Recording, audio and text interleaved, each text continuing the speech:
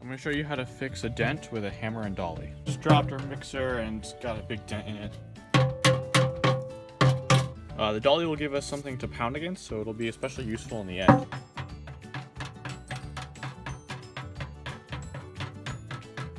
Looks like this half needs to come in, and the center needs to come out.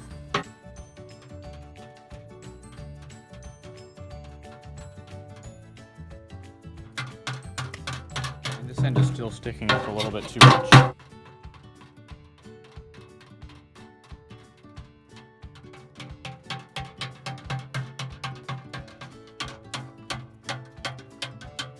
It's already looking a lot better here, but I can see, I think it's still sticking out a little bit farther down on this side.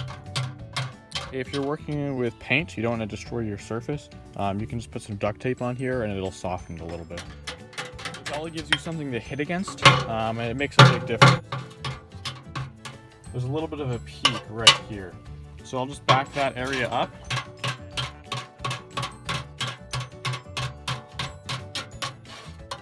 If this were a panel on a car, we'd probably go farther, but it's a cement mixer, so I think it's good enough.